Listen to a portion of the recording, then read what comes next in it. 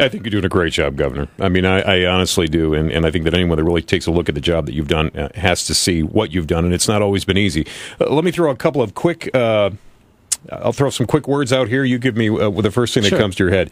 We're looking right now at the Republican Party. Civil war going on in the Republican Party after O'Donnell wins in Delaware. And a lot of bickering back and forth between Palin and others. I'd call it growing pains. New people are coming to the process. That's a good thing.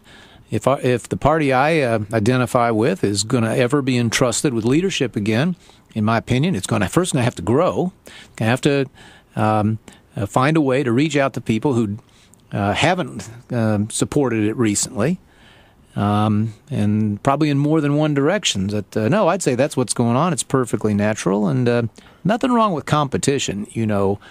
Big, rambunctious primaries with more people in them, I think it's a good thing. I think a big problem in our politics has been too many incumbents through gerrymandering or the advantages that they vote for themselves, just getting reelected, and not enough pressure on them. Competition makes everybody better. Indiana Governor Mitch Daniels joining us here, very first time that we've had an opportunity to sit down with him. Let's talk a little bit about unemployment, 13.1% in Michigan. You're the governor of Indiana, but unemployment runs rampant throughout this country, something I'm sure that you look at, you hear about all the time. Your thoughts, Bush tax cuts due to expire first of the year. What are your thoughts on expiring tax cuts and what they may or may not be able to do to encourage small businesses, large businesses to hire and get our unemployment rate down?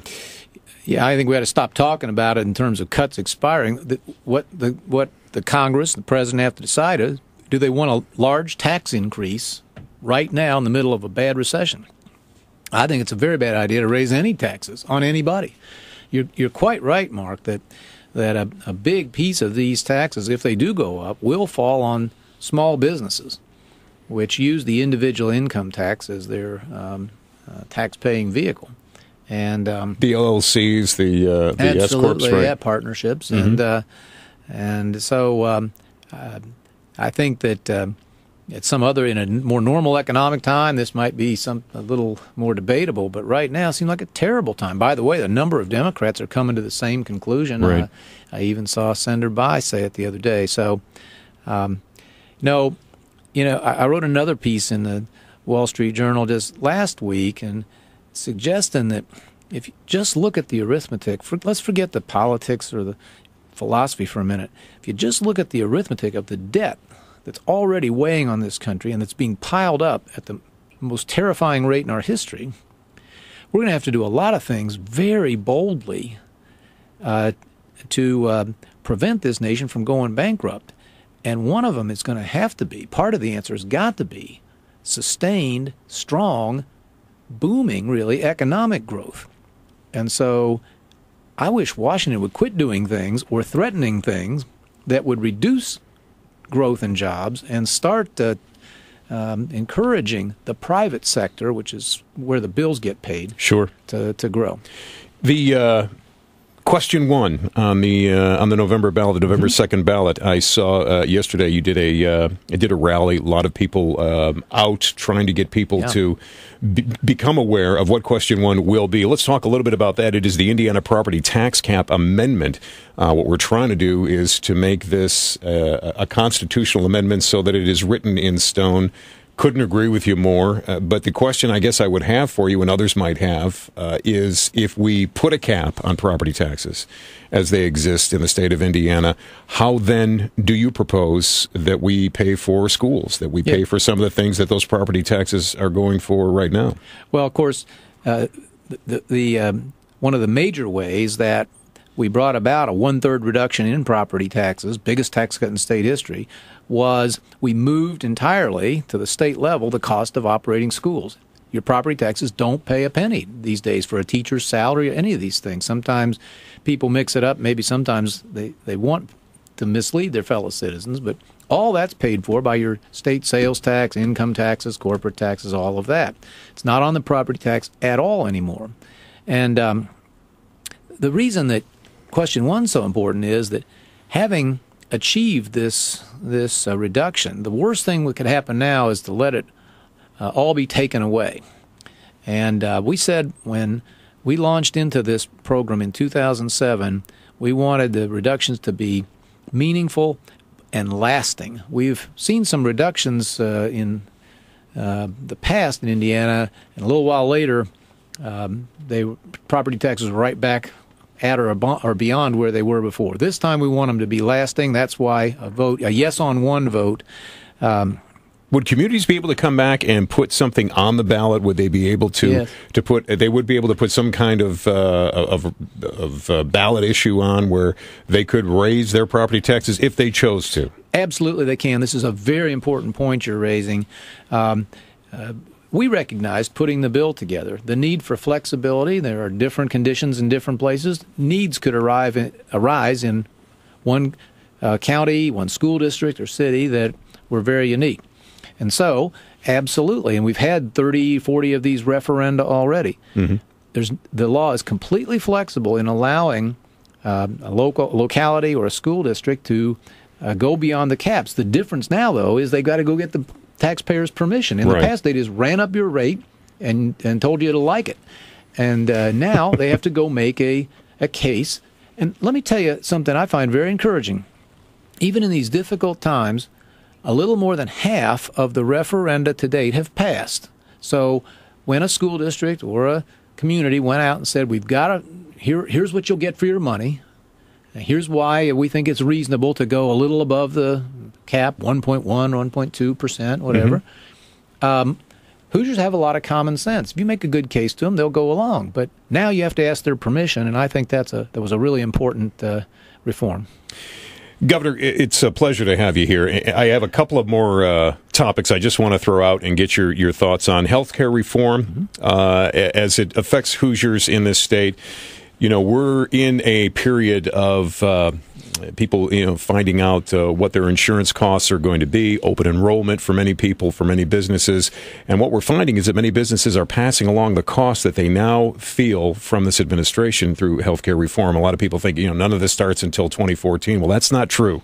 Yeah. There are things that are affecting businesses right now. They're passing those along to their employees. What are your thoughts? Is this something you think we could slow down, turn around? Is it a good thing for Hoosiers? Is it something that maybe we didn't see this train coming, or maybe we did and we couldn't stop it? I think it was the latter. First of all, I don't think it's accurate to call it reform. People do, but I always say to folks, let's call it something else, because it didn't reform anything. It kept in place those forms of the way we pay for health care that make it too expensive now. We make it look free to the customer so he doesn't act like a good consumer. We pay the system and hospitals, the doctors, not for how well they do the job, but how much they do, how many procedures and so forth. And no tort reform.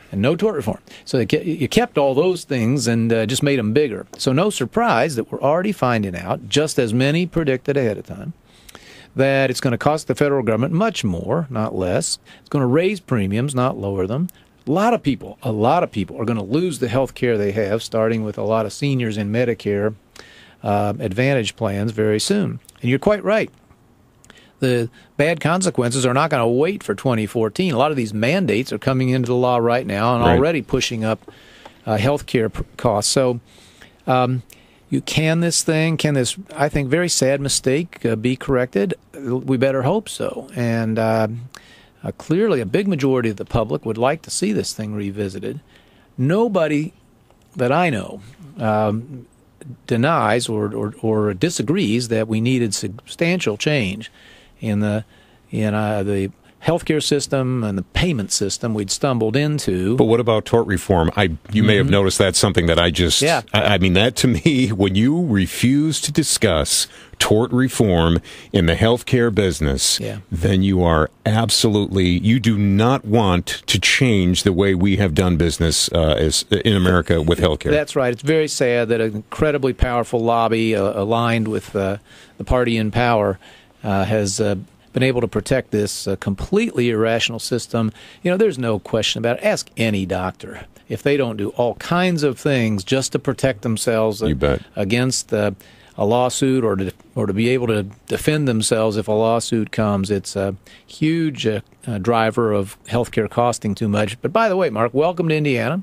Oh, it's good to be where we here. have a pretty good health medical malpractice system compared to most states, and a governor back down the line from this part of Indiana, still a great Hoosier, one of our greatest. Doc Bowen was the architect of that, and it's been modernized a time or two. But here in Indiana, by the way, I run into physicians all the time who have moved to Indiana because their malpractice premiums elsewhere just got completely out of hand. Governor, I want to tell you, I moved to Indiana and was very excited about this job, not because it's a great job with a great company, but the fact that the taxes in Indiana are substantially lower. Talked to my accountant yesterday, and I said, what address should I be using? Because we still have an address back in Ohio. He said, by all means, you are now a resident of Indiana. Well, that's good advice. That's where you want to live.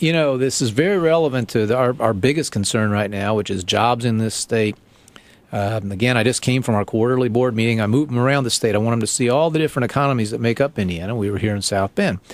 Our Economic Development Corporation Board looked, and since our last meeting, again, dozen or more states have raised taxes, chasing their tail, trying to pay bills as opposed to controlling government spending.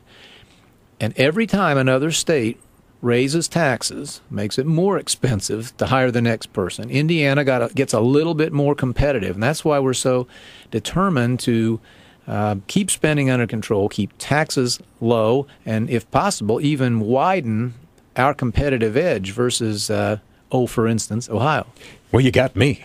Well, I mean, you could, and feel free to use that in your next meeting. That hey, I might do that. One final question, and again, Governor Mitch Daniels joining us here this morning, and we are so glad that he was able to stop by. Very, very busy man. I know you're not running for president. You haven't said that. Maybe you are. You're not saying. But let me ask you this question: what about a Romney-Daniels ticket? Yeah.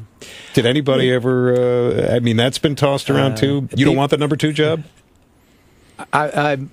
There's no answer to this question. Other than those I've given, my attention is completely fixed on the job I've got. Any examination of our schedule, look at all the things I'm doing, look at the things I'm not doing, which are the things candidates do.